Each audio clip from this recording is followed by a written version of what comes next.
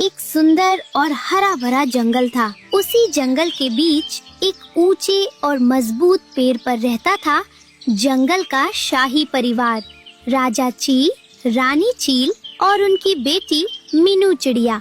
मीनू चिड़िया बाकी सबसे अलग थी क्योंकि वो हमेशा अपने चेहरे पर एक मास्क पहनकर रहती थी। आज तक किसी ने उसका असली चेहरा नहीं देखा था। मिन्नू बेटा, आज मौसम बहुत ठंडा है, पंखों को अच्छे से समेटकर बैठना, माँ को चिंता हो जाती है। माँ, ठंड से ज्यादा मुझे लोगों की नजरों से डर लगता है। सब मुझे अजीब समझते हैं। मीनू के पिता राजा चील अपनी बेटी से बहुत प्रेम करते थे। बेटी, तुम हमारी शान हो। तुम्हारे दिल की सुंदरता किसी भी चेहरे से ज्यादा खास है।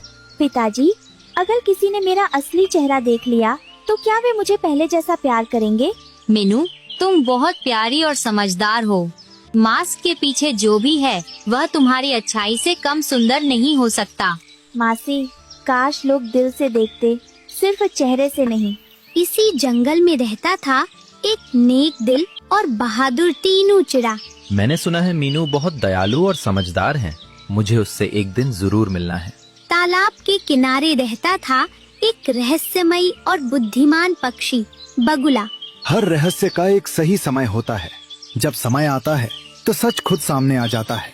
जंगल के एक कोने में रहती थी कबूतर। मैं बस यही चाहती हूँ कि लोग मुझे मेरे दिल से पहचाने, मेरी हालत से नहीं।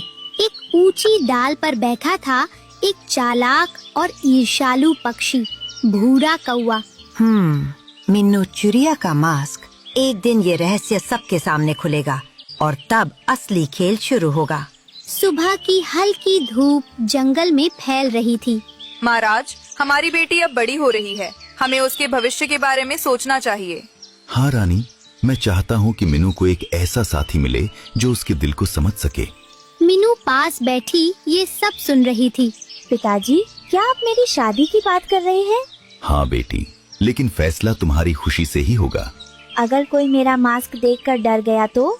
बेटा, जो सच में तुम्हें पसंद करेगा वो तुम्हारे दिल को देखेगा, चेहरा नहीं। मीनू, तुम्हारी अच्छाई इतनी बड़ी है कि कोई भी उसे देखकर तुमसे प्यार कर बैठेगा।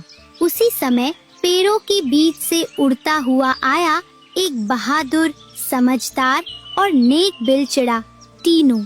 नमस्कार राजा चील, मैं आपके राज्य से बहुत प्रभावित हूँ।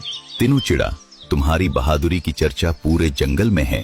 टीनू की नजर पहली बार मीनू चिड़िया पर पड़ी।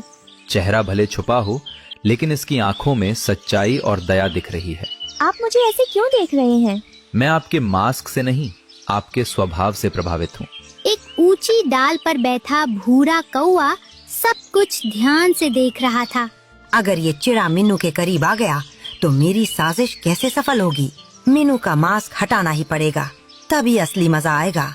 दूर तालाब के पास जादुई बगुला सब कुछ महसूस कर रहा था। लालच और ईर्ष्या अक्सर बड़ी मुसीबत का कारण बनते हैं। और जंगल के एक कोने में मासूम कबूतर शांत जीवन जी रही थी। काश मेरा जीवन हमेशा शांति से बीते। शाम का समय था। एक ऊंची और मजबूत डाल पर मीनू चिड़िया अकेली